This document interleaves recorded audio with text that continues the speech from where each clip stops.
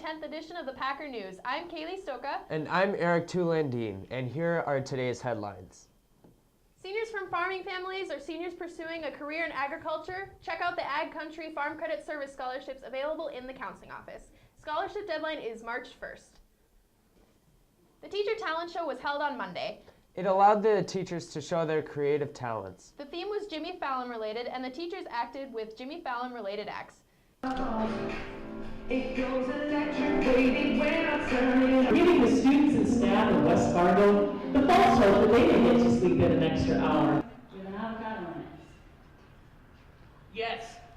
Great job to all the teachers who participated in the Teacher Talent Show. I agree, and I look forward to see what they do next. Students, please make sure to double check your registration on PowerSchool. Remember, if you wanted a full year of open campus or study hall, you need to pick both options of open campus or study hall, one for each semester. You can view and adjust your registration on your PowerSchool until the end of the day on Friday, February 10th. Just follow the same process we did during registration. Mr. Sampson will be in the library today, periods 7 and 8, for anyone who needs to make up their registration. Please bring your registration form with you also. This week, Building Trades have been working on their second project for the year. They have begun building a doghouse for Abby Zacco's dog, Bo. Give it a try. Yeah.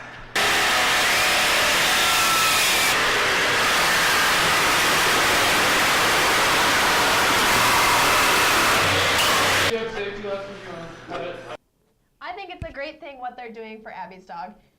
At least we know who let the dogs in. Join us for the FCA Basketball Championship game next Wednesday, February 15th. The teachers team will take on Team 3 for bagging rights. The game starts at 6:30. Admission is $1 and all profits will go to the Fellowship of Christian Athletes. So I went to go see West Fargo perform Murder is Fun down in Santa Lucia. I heard that was a really good show. It was a really good show. Here's my report. A typical night at Santa Lucia in downtown Fargo might look a little bit like this. But lately, the past few nights have been a little bit deadly. West Fargo High School students spent 4 nights creating their own dinner theater with a production titled Murder is Fun. More than 20 students participated in the production of the show each night, and theater director Darcy Bakagard planned for the production months prior to the actual show. The preparing for this started back in July, August, when the owner of Santa Lucia contacted me with this idea to do a dinner theater.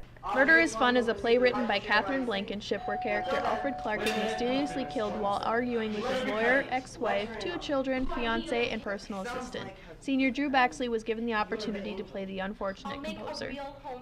What I liked about him was that he was sort of sassy. He had a short temper, so it was fun to be able to play him. The dinner theater costed $20 for admission and a meal. Miss Bakagard said that even with 4 different showings, the cast ended up selling all tickets and had to turn away people at the door. In between acting times, the audience members enjoyed their meals and discussed with those around them of who they thought the murderer was.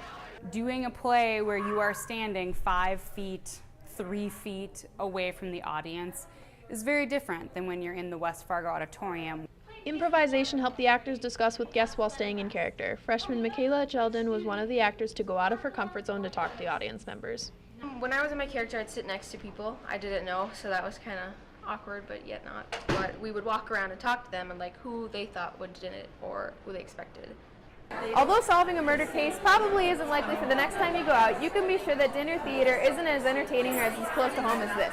But until then, watch your money and watch your drinks, folks. One topic that has come up for many students is our hallway traffic. Here's Packer correspondent Eden Neva with more.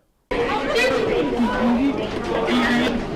are a lot of things that we love in high school, but what many can agree about is not loving the mess. One of the janitors, Bill Hudson, believes that it is important for students to take pride in their school and to help make their school cleaner. It's just by what has gone on during the day. There's been a lot of paper, a lot of pop bottles, water bottles laying in the hallways, which I see a lot of during the evening hours when we're cleaning up, getting the building ready for the next day.